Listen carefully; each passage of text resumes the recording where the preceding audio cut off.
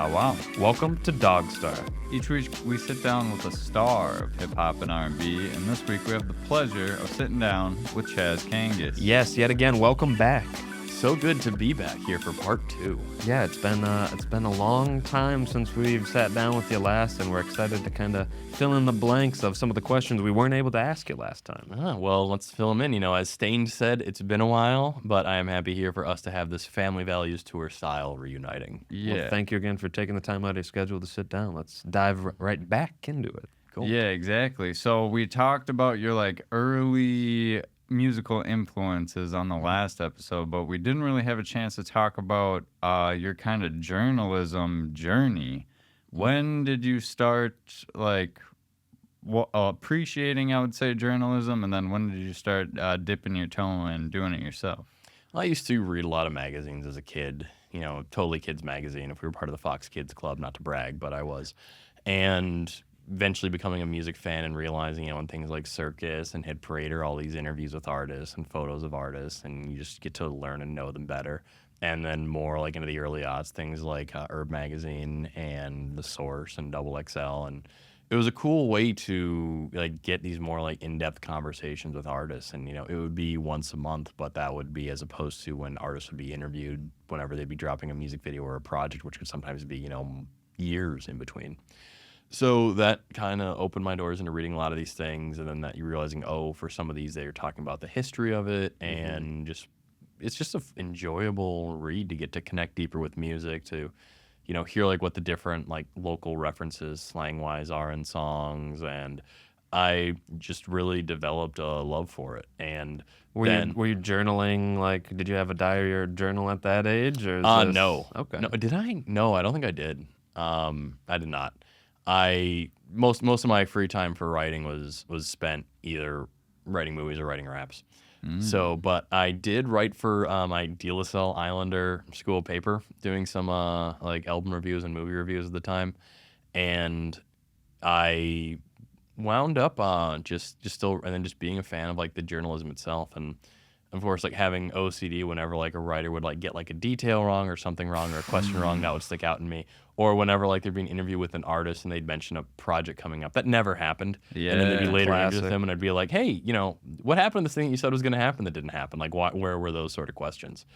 So just being the avid reader who wanted to ask these sort of questions, I, you know, started doing starting some sort of blog sort of things, and then eventually after college, so I graduated NYU in 2008. And What did you go to school for? cinema studies, so film Okay. criticism. Oh. But I wanted to take what I learned in film criticism and then apply it to music, and specifically apply it to hip hop. Totally. So I reached out to every single publication that had covered hip hop music at all, whether they were hip hop centric or not. Most of which did not even give me a rejection sort of letter. And then I'd see the writers that they were hiring at the time, and it was oh, you're just trying to get popular opinions said back to you. Right. So I just started a WordPress blog that I named Popular Opinions with Chaz Kangas because the name Popular Opinions sounds like it's something established, even though it's just me with my WordPress. Right. So then I started reaching out to record labels, to studios, to events, to promoters, to bookers, and just being like, hi, I'm Chaz Kangas. I'm a writer for Popular Opinions. Can I please get on the list for this show? Or can I please get in advance of this album?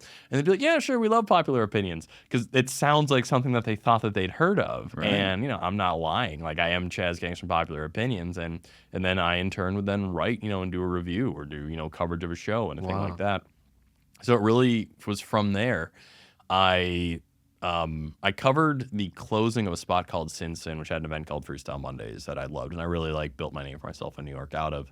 And it came through the channels through the Freestyle Mondays channels that Sin Sin was going to be closing at the end of October 2010, I think it was. Whoa. So I posted about that on a freestyle rap battle message board, and that wound up getting something popped up on the radar at the New York Times, some of the New York Times. And when the New York Times wants to reach you, they have ways of finding every single way to reach you. So the next morning I woke up with a text with a missed phone call, with a voicemail, with emails to my Gmail, my personal Gmail, emails to my music Gmail, emails to my college email, emails my to like God. my AOL email. Somehow, like they're the New York Times. The has great a lady will reputation- find you. Yeah, they will find you. Asking for an interview regarding the closing of Sin Sin. Whoa. So I met with the author, and we were talking for a bit, and the author said, like, you just want to like write the piece yourself? And so I said, okay, cool.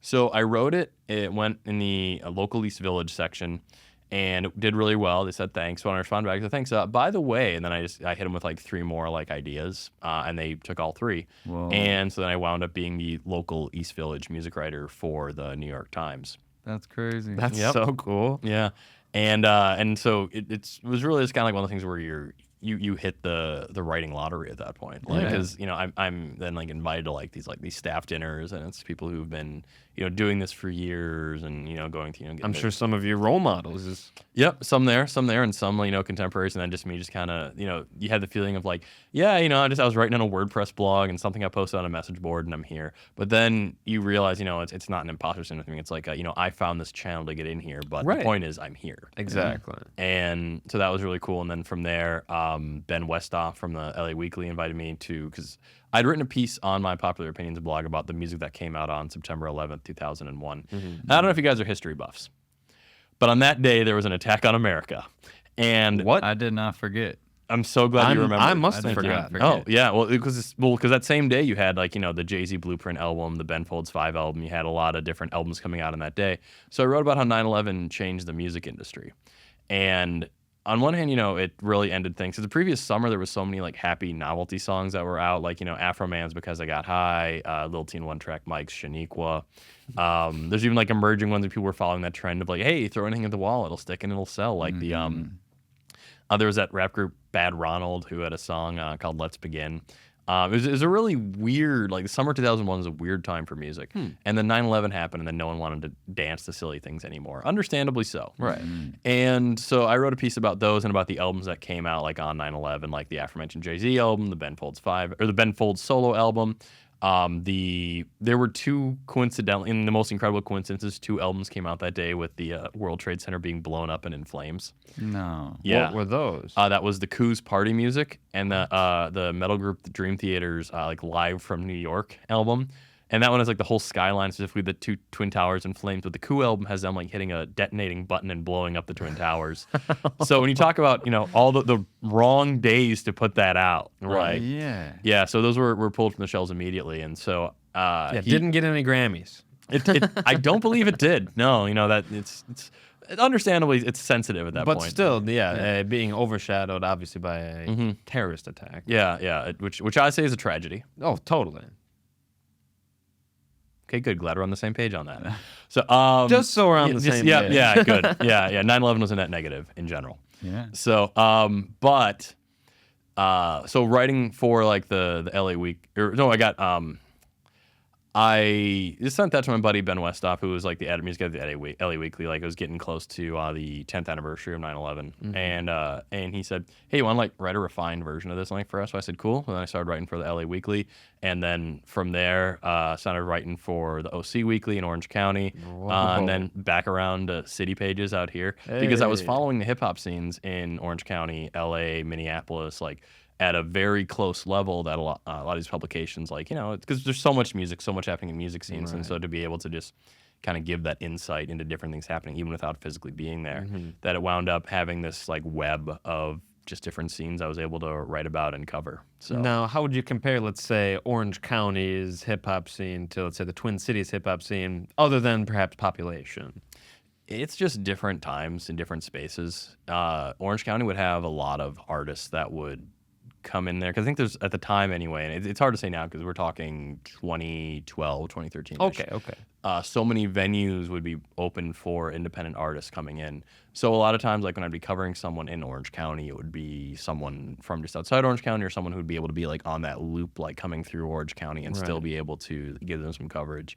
And my editor on there, Nate Jackson, who is now the music editor at the Los Angeles Times, which is how I'm now writing for the Los Angeles Times.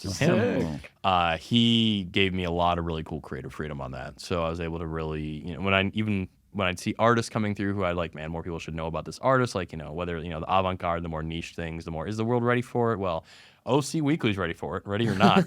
So being able to get that in there and watching artists like blossom like that. And that really is like one of the most rewarding things about writing or just like bringing music in general is just being able to share things that I like. And more, it's not just like a, buying stock in rappers and being like, see, I was right sort of thing, but it's more so just being able to know that this thing that brought you joy, you can help the people who created it by helping those things get bigger. And whether that's through writing about them, whether that's through things being played on the radio, whether that's being through presenting things on television, like any ways to sort of help make those connections, make those things happen. And when you're in a room full of people for a concert, and even if people don't know who you are, the fact that you know that you had a hand in helping everyone get to there to do it, Right. it's a cool feeling and it's rewarding. I can freaking imagine. With that in mind, with, great power comes great responsibility. A Voltaire quote. Later used in Spider-Man. Precisely. Both great. How do you, as a writer, balance your, I guess, honesty with even a slight embellishment to perhaps influence people to give this artist flowers, whereas if you were 100% honest, you maybe wouldn't have. How do you balance the integrity? Well, something like conflict of interest as a concept is something that I think has been. Well, there are definite things that are conflict of interest in a lot of the world of journalism. I think a lot of times in the arts, it's been a term that's been sort of like abused to almost have like a self-imposed martyrdom on music writers, where it's like, I can't enjoy this, or I like this so I can't cover it, or I know this artist so I can't cover it. Right. Some doctor, can't operate. And it's yeah, exactly. And I always think it's a bunch of balderdash and fiddle TD, pardon my language. I think, it's one thing if it's like, like payola, don't pay people to write things. That's a whole scam unto itself. Right.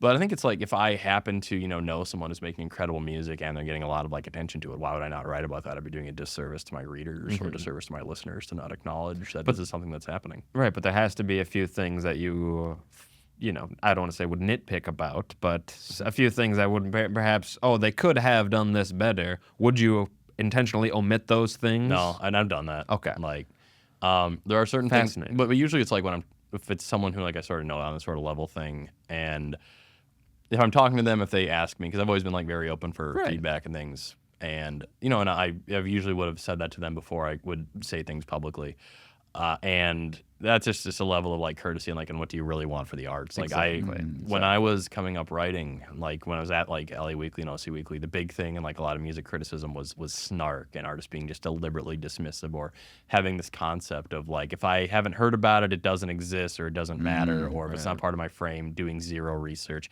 Because at that point, you had the early realms of the blog era being the go-to that everyone kind of bowed to, just these white college freshmen and sophomores who suddenly every rap artist around the country felt like they had to appeal to and go through, which is such a just bizarre and a lot of these guys had no business, and they weren't even good writers. They just happened to hey, we got this MP3, I like it, here's a picture, here's 3 things I didn't research, boom. And it's no, and I'm not saying you have to write a thesis every time you share an MP3, but still, it's that care that you can, I would assume, notice in the final review. It's clearly you didn't listen to this. Yeah. So I was happy to find my niche as the one guy who genuinely, without a shred of irony, still enjoyed music, and enjoyed going to see things, and that's so huge. Yeah, and a lot of those things too. You have artists who got big in that time who just had no idea how to perform on a stage because they were just exclusively sending things out, being co-signed by a lot of these.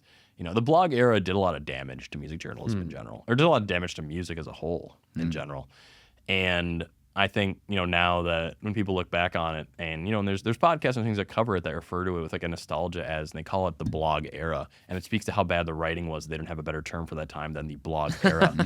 So, but there's the important thing is the music still remains. A lot of that music has aged very well. I think 2010 as a year was such a massive changing of the guard because prior to that you had, on top of auto-tune, rappers didn't want to rap on their rap albums anymore. Everyone was doing the weird singing thing, they felt too good to rap. Whereas in 1 year you had, the rise of Earl and Tyler, the creator of Odd Future. You had Lil B, you had Waka Flocka, you had Danny Brown. You had so many of these very new, very different sounds just immediately all hitting at once. And it was so refreshing. And I think being able to show and interact and tell people, hey, this thing that's very different, here's why it's good. And to get back to your question about things that I maybe don't like, when it comes to writing a lot of that, you're kind of like a bartender. And this goes for radio as well. Where if someone asks me to make a drink that is maybe not my favorite drink, and there's nothing morally I have an issue against this drink, I just don't like this drink, I'm still going to make it to the best of my ability and serve it to him, because otherwise, we wouldn't be a proper bar. It'd be a if this thing disservice. wasn't allowed. Exactly. Right. Yeah. So that's what it comes down to with that. So have I covered artists that have not been my favorite? As long as I know firsthand they haven't done anything absolutely abhorrent, then I'll still do it. But I'm proud, years later when I was the editor-in-chief of the Go 95.3 website to, be like, oh, hey, that artist is a woman beater, then I am never putting anything they do on our website at all, ever. Exactly. So, and I'm glad through the entire duration, not budging on that and keeping to that. And that's kind of where the morality comes from to it. So, when you pick the battles, make it the battles where people are getting hurt. Right. No, very, very, very commendable, and I think important to the arts in general. So it's cool to get the inside scoop, of a critic, as it were. Yeah. And I was just gonna ask. We got 2 minutes before the break. What advice would you give to somebody who wanted to get into journalism? Maybe not necessarily being a critic, but just journalism in general. It sounded like you hit up everybody. Is that still a strategy that? You know what? That's a good question, and I'd like to invite any prospective journalist to meet me privately on camera too. Hi. So the trick is just write. That was the best piece of advice that I got. You got to sharpen that tool. When I started that WordPress, I was told write at least 3 days a week and get into a regular thing, Monday, Wednesday, and Friday. Or if you don't have that for the time, do it every Tuesday and Thursday. Even if you're not writing on those days, schedule something to happen, because when you have readership, people like having that ritual, that regular coming down to it. Right. So on top of you getting in the habit of doing it over and over and getting better at it, and you just become it, you're putting your 10,000 hours in, that's what helps build your readership. That's what helps build the chance for people to see it. The other thing, as mentioned, yes, when you have your best things that you're ready to sell, then just start cold emailing people. I don't think people realize how much of the journalism industry is built upon sending cold emails, letters to editors. Don't get discouraged if you don't hear back. Send something out, ideally on a, between Tuesday and Thursday. Try to shoot for between 10 and 10:30 a.m. Central Standard Time. And then during the day, you have these pitches, these things come through, and if they don't take it, they'll at least get used to seeing your name, so later it could open future doors. All right, I'll get back. Anyway, wisdom from the polymath himself, Chaz Kangas, here on DogStar. You can follow him at Chaz Raps on Instagram, Chaz Kangas on Bandcamp to find all the music. Where can they find your writing? Just sheer tyranny of will. Yeah. No, I wind up sharing it on all my socials anyway. Oh, So, perfect. yeah, but right now it's the main writing for the Los Angeles Times. So just search for author Chaz Kangas on there and put it in Google.com search. We'll be back with more Chaz Kangas. Bow wow. Bow wow. Bow wow. Welcome back to DogStar. We're sitting down with the one and only Chaz Kangas and learning a little bit about how you got into journalism, your journey, a little bit of advice for aspiring journalists. Did that kind of open the door for you to do radio, or what order was the journalism radio DJ? And because I know at least first impressions, was kind of a combo of the two, which I liked a lot. Thanks. Yeah, radio was the final boss level for me.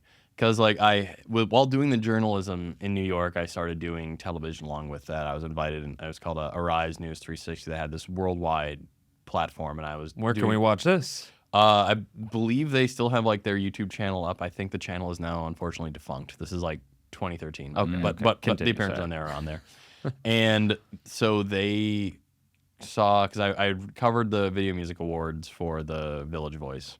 And they reached out to me the next day being like, hey, as in the morning, they said, hey, we saw your report on the VMAs. Do you want to come and talk about it on television? And I'm like, okay. So I got dressed and I went out there, and then someone in makeup was like, hey, I told them that you're the Chaz Kangas who also raps. on the freestyle circuit. So I'm Oh, like, okay, cool. no. So it worked out actually because Okay. I sit down and it's like, yeah, we're talking about the VMAs and yeah, so I hear you rap and can you freestyle about the Oh. VMAs? So I wound up doing it and wound up working well. So then it wound up being a hook for me to be invited back to be just the guy who will, I'd start out like freestyling about things that are happening in music. So whether it was Whoa. covering, like the CMJ Music Festival, which is like the South by Southwest of New York, whether it was covering, Christmas music releases, whether it was covering just like big events and things that were happening. Yeah, I wound up being like their entertainment talking head. And Wow. so that broke me into TV. So there I was doing TV while I was doing the written word side of the journalism thing. I was doing that for a long time. Then I wound up moving to LA in 2015 because it was the year that live streaming was like really huge. Everyone was putting all their money into it. It's like if you remember Periscope Oh yeah. or Meerkat, Stickcam.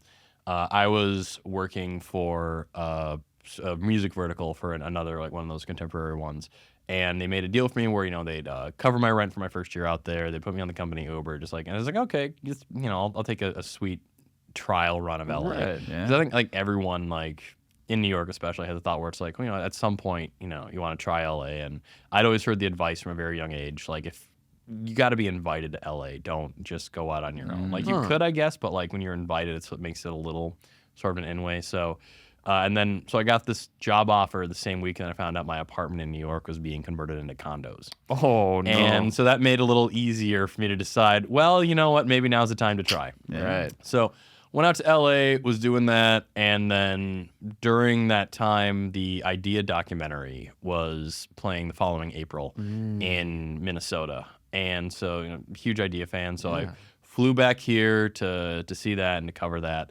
The very next day, Prince died. And at every place I've ever written for, I've always been the Prince guy.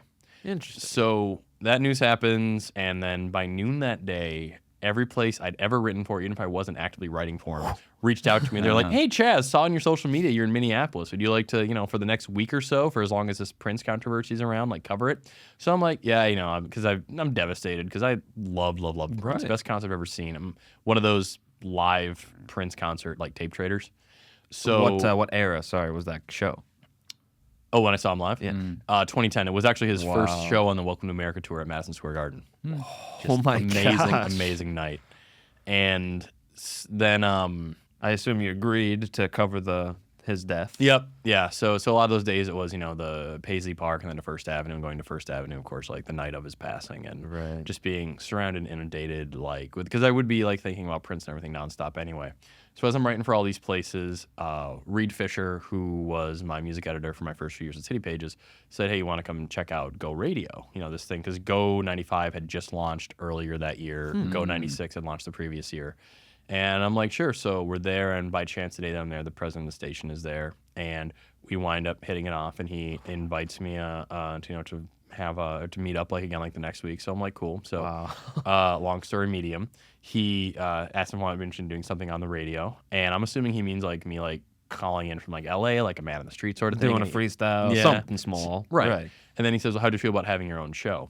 God. Which is, you can't play it cool and answer that question. Not that I didn't try. I'm like, oh, I'd be interested. It's been my dream because like I've always loved radio. Whatever. Like my grandparents and I would like listen to like cassette recordings of like classic like 50s radio, like Jack Benny, Fanny Bryce, Abbott and Costello, like things like that, Fibber McGee and Molly. And so I just like loved like the theater of the mind, the aspect of it. And I've always loved about radio is there's that intimacy to it. Like if you're in your car, like the person on the radio is like that person in there with you, you know? Right. If you're cleaning your apartment on some day, the person, you have the radio on, the person is there, and you have the immediacy of radio of talking about what's happening around you. Exactly. So they're with you on this intimacy of the journey. And I'd always wanted to get into it. Radio is also the hardest medium to break into just because there's a finite amount of spaces.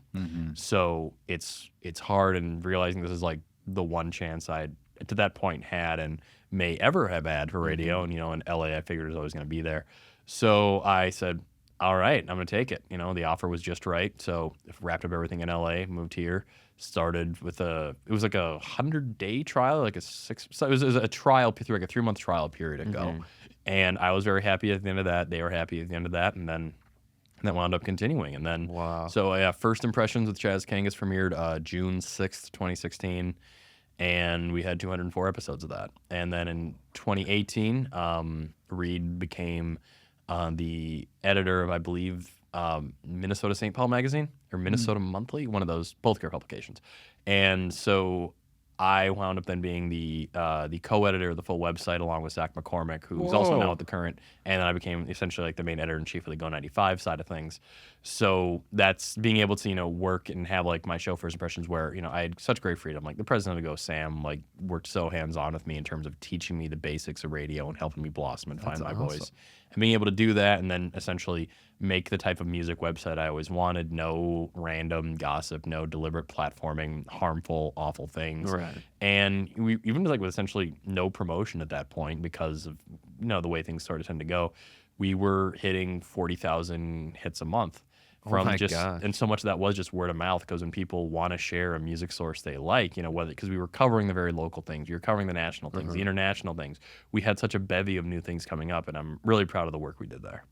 Yeah, definitely an extremely important era in not only Minnesota's hip hop history, but I would argue the nation's hip hop history. So it's so cool to get a behind the scenes look.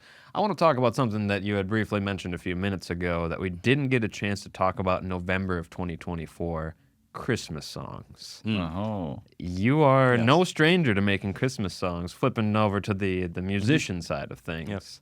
What first inspired you to make a Christmas song, and was a JCVD Xmas, John-Claude Van Damme Christmas, your first Christmas song? No, that was the first one that we could put on streaming. Okay, well, give us the timeline. So the very first, I'll start at the beginning because that's where good things often start. Twas So the night before. three wise men, exactly. Yeah. All of us on the same page. Yeah. So, continue. I've always loved Christmas music. Like I consider it probably my second favorite genre, or at the very least top two. And the thing with it is more than just like having a love of Christmas. I love the aesthetics of it. I love just the instruments you only hear in it, the different levels, the views around the world of how different Christmas can be celebrated, the different perspectives of how we're all looking and having the same sort of presence in our life, whether, participating part of it or not, and then just hearing the different takes on that, I've always found incredibly fascinating from an anthropological music standpoint as well as just an enjoyable listener standpoint. Totally. And there was a local rock band called Flip, who since reunited are back together, who are fantastic, and who I was a huge, huge, huge fan of, still am, but I was a huge fan of like growing up. And I actually once won an essay contest where they played a concert in my garage.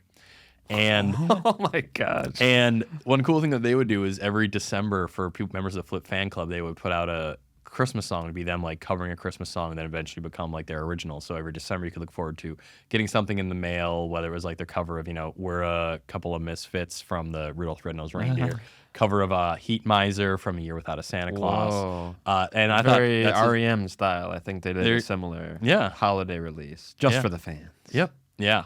So I thought this was awesome. And then they disbanded around like 2003, but as someone who's always loved Christmas and as someone who then like living in New York and having access to now with how equipment is to like, okay, I've always wanted to record a Christmas song. So 2005 I made a beat taking at the time like my all-time favorite break beat, the Billy Squier big beat, that boom boom boom, and I sampled because they had like the CD of like novelty Christmas songs, and I sampled the Jingle Cats and Jingle Dogs, the barking jingle bells. Oh no! And it's a song I do my abs to, and so I made just this kind of like a fun beat to sort of have with it. And then the next year I'm like, I'm gonna put some lyrics to it. So I made a song called "A Chaz Kangas Christmas," and it was just a song just about my favorite Christmas TV specials.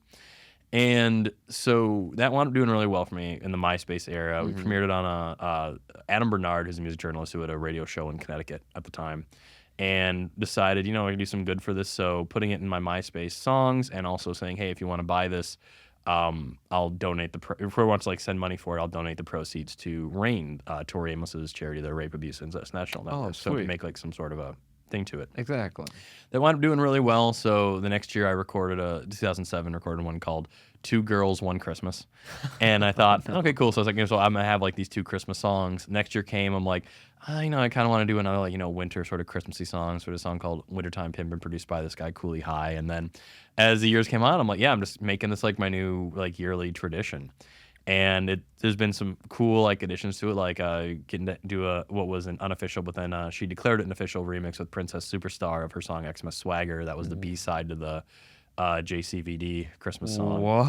So that was cool. Yeah, and she just got a Grammy nomination for a song on the Saltburn soundtrack. So hoping she takes home the gold. She's a sweetheart. Oh my Yeah. gosh. And getting to work with different people on it. Karina was on a Christmas song with me. And then like J57 has produced most of the more recent ones because he shares my love of.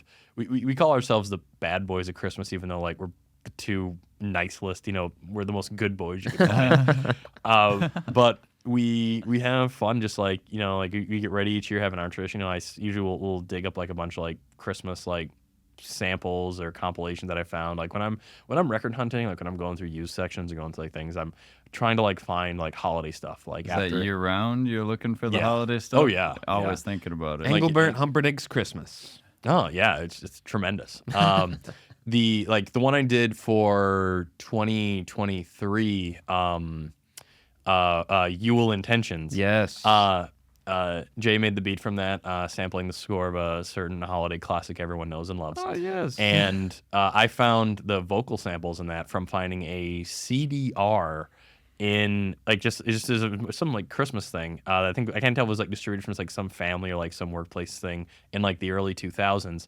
And I found I think it was even like the take home free pile at some record thing. Oh. And I'm looking at the track listing on it. I recognize like some of the songs, like Christmas songs they have, but I noticed some like one is like it says Johnny Cash PSA and like George Harrison PSA, and I'm like I have no idea what this is. Yeah. So I take it because it's free. It fit my budget perfectly, and I'm listening to it, and somehow I'm guessing through like Napster or like LimeWire or Kazaa era trading, they got a hold of some radio stations having like Johnny Cash and like George Harrison sending Christmas like tidings. Oh, that's Yeah. perfect. So I just I'm just gonna like drop these in the middle of like my song and just to preserve it because I couldn't find them anywhere else on the internet or any trace of it. So I'm like, yeah, I'm putting this in here. So you pull things around when they happen. Like I had a Christmas song called "Joyful and Triumphant" that like because it was also the 40th anniversary of Elvira, who I'm a huge fan of that year, and her hosting episode of Midnight Macabre of. Silent Night, Bloody Night had resurfaced, and so I sampled a bit of her like introduction from that. And then I'm also a big Joe Bob Briggs fan, and his hosting from the old TNT Monster Vision episode of Gremlins and Pet Shop had a reference to a Christmas song, so I used some of that on, I believe, Christmas Decoration Felicitations. So it's just what I like about having it personally is just having this time capsule of what I'm doing in my life, what I'm into in my life, what's happening around there. And, and like locally, like, I made my 2016 one with J Hard, John Hard, who I went to Deal a Cell with, who produced for I Self Divine and a few others, Muja Messiah, Maria Isa. And so it was cool. Like, and that was like the first year that I got back to Minnesota. So it was great reuniting with him for that one. And that was for a take on 12 Days of Christmas. So, there's so many things about the holiday and, and you wonder how many years am I going to do this, but there's always something new to enjoy. And, and people react to it in the fact that every year. And then I grew out my hair really long in college, and I also grew it out really long during the pandemic. Classic. And, and I cut it and donated it both times. And because I figure some good can come from it, each way. And so I donated to an organization called Wigs for Kids, who create wigs to, out of like hair to just, give to kids, as the name implies, and they deliver. And so I figured, you know what? So I'm gonna start like making this part of, because it's such a big part of my life. It's gonna be part of the donation thing too. So, so 50% of every cent that goes to these Christmas songs goes to Rain, and the other 50% goes to Wigs for Kids. Oh, I love that. Yeah, and so That's it's thanks. So it's cool to have like this fun tradition that then can go forward and then make a difference and help people. And you say go forth.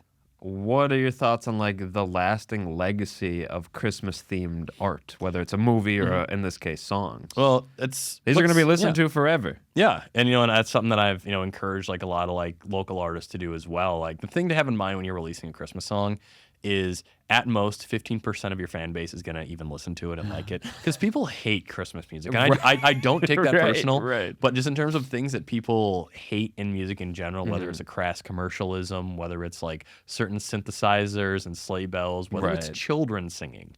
Like there's a lot people hate about Christmas music. So I think some artists they'll do like a Christmas song, and then they'll see that it has like nowhere near the number of sales or streams or anything else that they've done, and they'll consider it. And it's like, no, it's just that people just like kind of are. Like, I mean, I had one Christmas song that the one that did not do the best compared to usual years. I tried to do a scary themed Christmas song called Chaz Kangas' old time Scary Christmas in Ghost Town. And people were, the numbers on that, it's still, some people still support it, and I was glad we were still able to help, but it was kind of clear. It's like, yeah, people don't, Nightmare Before Christmas is enough of a scary Christmas song people want. People don't want, because that was the case where JJ7 had made like a beat for a Halloween song, and I'm like, what if we did this for a Christmas song this year? Just super macabre. Yeah, and we were just talking the other day. I think Halloween might overpower Christmas. Like a jack-o'-lantern with a Christmas hat on. You're thinking, what's that silly jack-o'-lantern doing? Wearing a Santa hat on Halloween? Like you're not thinking he's Christmas. I actually have a Santa hat on a jack-o'-lantern that I have in my, or it's this light-up plastic one, like in my apartment. There you go. So I like to think that they're all jingle all the way. Like, so Monster Mash, which is a wonderful song, the guy who made it, Bobby Pickett, made a Christmas version of that. And it's called Monster Holiday, and it is just Monster Mash, but they're just now singing about Christmas. Yeah, bells, add some sleigh bells too. Yeah, and you have Igor saying Christmas good. Like, yeah, there's a certain subgenre of like songs that were not Christmas songs that are now suddenly about Christmas. There's a Christmas Macarena. Bachman Turner Overdrive made a version of Taking Care of Business called Taking Care of Christmas. Oh my god. Just last year, Wheatus made a Christmas Dirtbag version of Teenage Dirtbag. Like it's wild these things exist. And and this is all under the giant pile of Christmas music. And there's some Christmas songs I absolutely love, and there's some Christmas songs that are not part of my particular rotation. But even prior to making my own Christmas songs, like I would burn CDs of just 80 minutes of Christmas music of some of the more obscure stuff and things, and just send them out to my friends as a Christmas card that year. So that's so cool. We're sitting down with the joyful and triumphant Chaz Kangas here on DogStar. We'll be right back. Bow wow.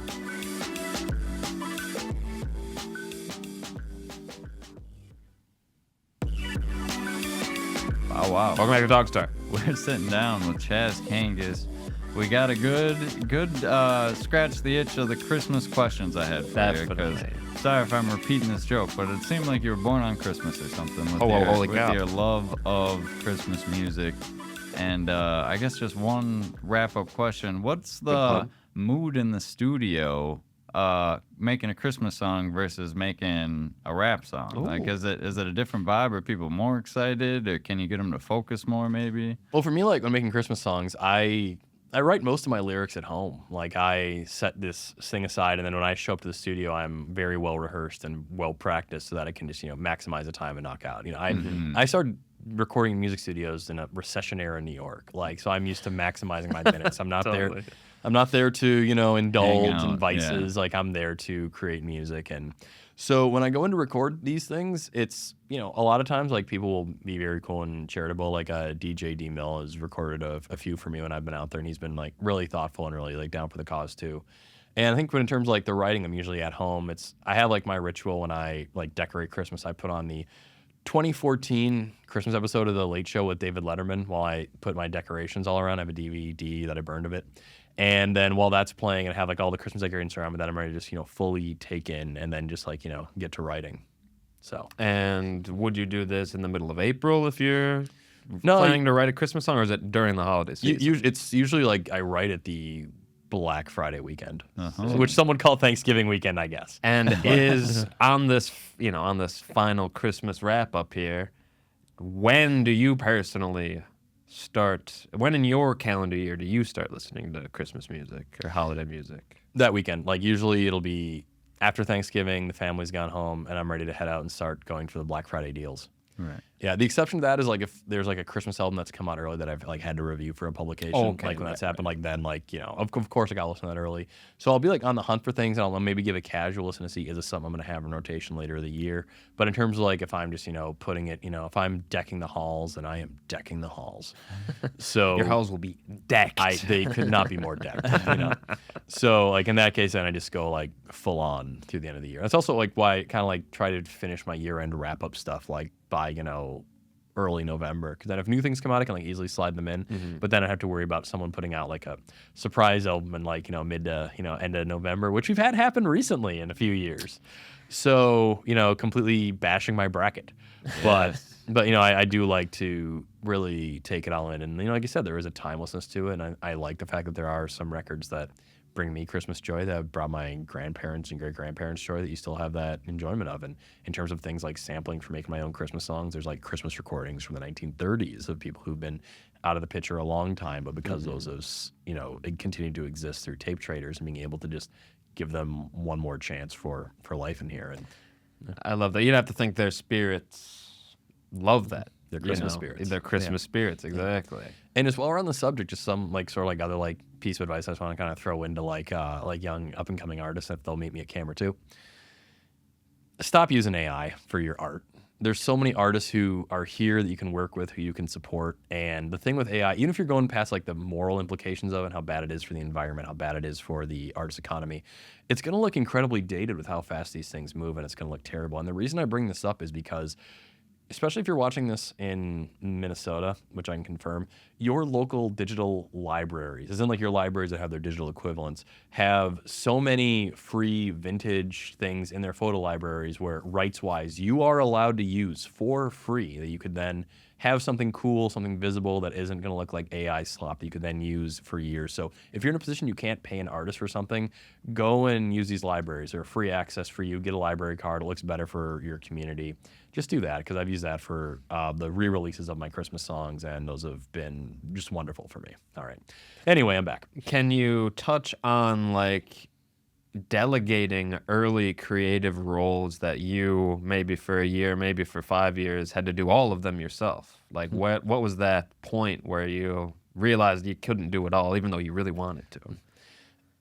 I don't know, actually. Or are you still designing all your own album covers? No, Are you still... I think a lot of that's just more, not so much I can't do it anymore, but more it's like I want to bring more people into Right. this Exactly. Like, I mean, there was like the point where I hit like between 2006 and 2008 where I realized I can't keep burning all these CDs myself. I need to start getting them pressed now at this point.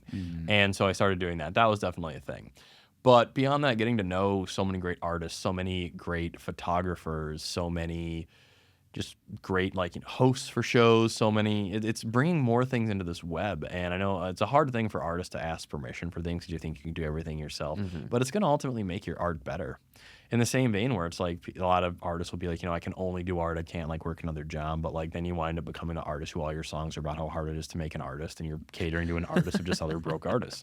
Like no, like if you like work a job, there's no shame in an honest living, and you get to meet other people, customers, whether you love your job, whether you're not too hot on your job, you get to have like these interactions, these experiences, and these will allow the brain to stimulate beyond how am I going to pay these bills off making music and the hardships of that, and fills up the creative cup with experience. You hear comedians and artists, I need to go live in the real world so my art doesn't just cater to the sad comedians, the sad the broke artist. Exactly. Yeah. I mean, it's good to hear someone say that a starving artist can work a regular job, because sometimes it's a real pull, especially in hip hop. It's a like psychological, I'm sure, battle in between in a lot of these artists' brains. And it's like, especially if you're working at like a music store or working for a venue, like there's so many spots to still be in tap and involved with music, and then you're making connections on top of that, and then you're hearing and having directly what people want. Like I'm personally, just in terms of like delegating my schedule, I've always been the most active in terms of like creating when I've been around like these sort of schedules that I can figure out, okay, this is going to be my writing time, this is going to be my recording time. And I think just that sort of structure really helps build itself, as opposed to being like, okay, you got all day to do this music thing, and then just what can you build around that? Any further time management tips to some of these early artists who this is now the second tip you've given us in regards to time, of just scheduling it out, getting into the habit? I'd say just the big thing is for new artists coming up, be on time. Like if you can't be on time, be early, because like especially if you're like making the name for yourselves, because there's so many people who will just fall by the wayside as soon as they get a small bit of like experience, fall by the wayside. Like don't overpromise, but just say yes and just be on time. Send things out when you'll get them to it. When someone asks you for specific instructions, like follow the instructions. Like working in radio, when there's been an artist who's like a local song I've really wanted to play, and I'd be like, cool, send me a WAV file, and they send you an MP3. And like if you ever heard an MP3 broadcast over the radio, it sounds like it's coming out of a wet telephone. So having to be like, no, I appreciate you saying this, but I need this to have a WAV. And sometimes an artist will do something where they'll just like resend it, but they'll just change the file name from an .mp3 to just .wav. Like, I couldn't do that, but it's also not how you do that. Yeah. So it's simple. And with first impressions, like I had such an open door for artists to come in and submit their music to. And yeah, I know, and now like at the current, while it's not the side of things that I handle, like, Diane is very open about artists sending in like their music. It's the current, like in general, we get a lot of submissions there, and I'd encourage people to, keep submitting their music to it, because it does get listened to. Like it does, it may take a little bit longer, because like what the current gets in a day in terms of submissions would be like 3 weeks ago, but it does get listened to. Like the reason it takes a while to get back is to get listened to, and maybe someone missed it, every 3 weeks, maybe try like resending it, be cool, It's how it is, and just that tenacity to get things out there, but then also be on time and respond to emails, and that'll put you so far ahead of the game compared to everything else out there, and just continue to do that. Like people are understanding about and knowing people are understanding about like up to 10 minutes late, like don't try to have a sort of leeway thing, but also don't let your heart beat out of your chest thinking people are going to hate you because you're 2 minutes late. Like, just, be punctual, because that's something that people just kind of, across all genres of music and across all means of social communication in Minnesota. And people like reliability. People like consistency, and people will think of you first for things. So that's the biggest thing I can say. Yeah, riddle me that. You had mentioned just briefly, it seems to apply to all genre of music. What up with music starting late? What do you think the theory behind that is? Or is that just to make them wait, make them, Dave Chappelle style, have the DJ play an extra 30 minutes? Yeah. So when I come out after 2 hours of this DJ playing, when I said the show was going to start at 9, it's now 10:45. What are your thoughts? How much would it blow your mind if I told you that Minnesota's as close to show start time as any place I've ever been? That completely blows my mind. Yeah, seriously. that like when I moved back here, that blew me away how close to start time shows were compared to like other cities I've gone to shows in and things. Like it's wild. Yeah, I don't know, it's people like waiting for people to load in, and then there was like a New York open mic who would openly say it's the show that starts on time. It did not start on time. But again, that just seems to kind of go hand in hand, at least with live music. Right, yeah. And I think, just if people just like, kind of put their foot down, because like Shut Up and Rap would start relatively on time. Like, we'd have it, like, it wouldn't be more than 20 minutes past when you said you were going to start. Right. Sometimes I think there's extenuating circumstances. And I think people have like a leeway of start time for like up to a half hour. And I think like beyond that though, like at that point, but I've been to plenty of shows that have been like drastically long. Like I remember Summer Madness 3 in New York. That was over 5.5 hours between start time and like being in the venue. And it was freezing there, and it was September of 2013. Just dreadful, and but it sounds like it could start with the artists showing up on time. I don't know 100% if that's why things are starting late. I can't speak to that, but artists being there for a show definitely helps. Yeah, like, and if artists do it, I don't know. Maybe my hypothesis is if artists do it and set the tones, and their listeners, people coming to see them, will know, because every artist gets the text like, "So when are you on?" And and then just start saying, or just say, "I don't know. Better come for the whole show." Right. So yeah, I'd say that, but like I don't want to like hand wring or say. I think I'm just talking more so just those personal, like, person-to-person interactions. Like, that's, when you show you care for someone's time, they'll care for yours. Right. And as a fan of music, I'm not going to leave the venue. I might look at my phone, kind of obnoxiously. Oh, it's 7:33. It's like, I'm not going anywhere. I paid money to see the show. Like, yeah. There's only been, I think, like 1 or 2 times that a show has gone so late that I've left before the artist I wanted to see get on. But at that point, it was just like pushing. I think it was because I had a different show to go to that night. No. So that was like one of the things. They're like, yeah, it's just, you're not keeping me here. So that's what I miss about having the all ages shows in Minnesota. And we touched on this last time. Like, there was a time, like when I moved back here, especially in like late 2016, 2017, you could go to 3 shows a night, because all ages, 18 plus and 21 plus, all had different times they would be on. So like, in one night you'd be able to go see like, SZA doing an all ages show at First Avenue, and then Damian Marley performing at Fine Line, and then at like a club like like further downtown, like some like a local artist playing like late into the night, and like, and that was cool. Like I missed that. Yeah. Definitely, shows wrapping up at like 1 a.m. these days. It's like we still got the kind of COVID hangover with shows. Oh shoot! So we've only got 5 minutes left of this whole interview, which is tragic. I want to ask, because of your musical artist journey, you were like selling CDs and like kind of had a way to perpetuate your music career on top of the just love for it and like the advice you gave the last time you were in here. Just making it is the fulfillment in itself a lot of the times. But what kind of path for an artist these days do you see for like being able to make music for the rest of their life? Well, there's no rules now. Like anyone can come out of anywhere. You know, it used to be, looking back, like let's say 20, 25 years ago, the absolute kiss of death was an actor becoming a musician. Mm. Then you look back at, you know, the early part of the 2010s, who were like on all three corners of it, the three biggest rappers at the time. You know, you Drake, Childish Gambino, Hopsin, all former actors or active actors, child actors at some point.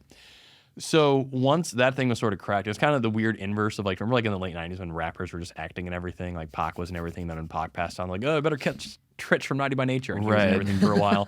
They had all the, you know, there's a time Yeah, where we got Tone Loc, like Ice-T, exactly, Snoop Dogg, Fat Joe for a while. And so, you know, so I guess that's like turnabout is fair play. But getting to your question, it's any way you can find listeners, find them. Like, you know, don't pander, because I think most audiences are smart enough to not feel when something's pandered to. Like, but I think pander is also, it's like there's a difference between pandering and like an appealing to. Mm-hmm. And if you have like a shared interest thing, you know, let's say someone really likes plants, and you know there's like a botany event coming up, and you have like a passion for plants, you know enough about it to make something for that. Make that. Who knows? You may have listeners who be like, oh, this is a song about, you know, my favorite, you know, style of, you know, Venus flytrap or whatever, and then that's a listen that you then have. You know, find the things that you like and find the commonality to connect with that, and you know, send cold emails about that, and try to reach directly. Like I have been able to find things that have been just, you know, oh, so I know you through this, so have this. Like I did the music for the All Elite Wrestling wrestler, or I still do, it's still his entrance theme, Angelico in AEW. And so it's cool to have like that in with, you know, wrestling fans. And prior to that, like 10 years ago, I have Colt Cabana, who's like the father of independent wrestling, on a song with myself and a great rapper out of Pennsylvania. He does the Mike Tyson to my cannabis on that, where it's like he's hyping me up like in between the verses. Oh, so, I love that. Yeah, and a great rapper from Pennsylvania, Boss, was on that one as well with us. So yeah, and so with that, like you know, and that's probably one of the features where, you know, when I'd send like the EP at that point, the Rex Manning Day EP, to like different critics, when you have a critic who's a wrestling fan, he's like, hang on, is that Colt Cabana the wrestler? And I'd be like, as a matter of fact, it is. And then getting that to listen, so that opens doors for me. And yeah, you know, and being the non-conventional, have those sort of things, you know, open doors. Like you look at the early the first Childish Gambino nationally released like on a label stuff, and he worked with a gentleman who was, you know, a composer for television and movies. So if that's someone who can make something that can sound like what you want things to sound like, then yeah, you know, go down that path and let people know. You know, there's so many things crossing into so many different things. Like, yeah, I think as long as you can go to sleep at night knowing you haven't platformed something abhorrent or are kind of reaching out to someone's absolute worst elements of their person, then yeah, you know, it's no one thinks in terms of like things being selling out or things being, you know, corny. Because I mean, everything's corny to someone. So, you know, make things you like, follow your passions, and have the compelling different take on it. So I'd say that. No rules. I love that. Yeah. And then you're on Bandcamp now, and you were and probably are still selling physical copies of the albums that you've made. What kind of advice for an artist do you have on that front? Or is it all make merch or make a Patreon, GoFundMe? What do you... Got about a minute. Okay, I'd say for making money, it's good to have physical music to have, like especially if you're performing live shows, but just be aware that when people are buying a CD, it's because they want to have it for you and they kind of want to have a souvenir for it. They're probably not going to listen to the CD itself, but that doesn't mean don't skip on it. I'd say have things always available for people to have like souvenirs to take home to support you. Now in a post-Napster world or a post-streaming world, people have a support for artists where they want to treat it like a sports team. So you've got to, whether it's, you know, shirts, whether it's different things, and now with like pressing on demand for shirts, feeling things out and things, you know what your budget is. Don't be scared, but don't be ridiculous. Don't put yourself into debt and wind up hating yourself over things. Just have a, you know, if you could find a way to do a or an on-demand way to have your merch and things, go for that to start with and feel things out from there. But, you know, get creative. Well, thank you so much for joining us a second time. We appreciate and are inspired at what you do. Keep holding up that light for everyone. Hey, well, I am just the moon reflecting your sunshine. Thank Thanks you so much for much. having Follow me. This is fun. Chaz at Chaz Raps on Instagram. Follow us at DogStar Podcast. Bow wow. Wow, wow.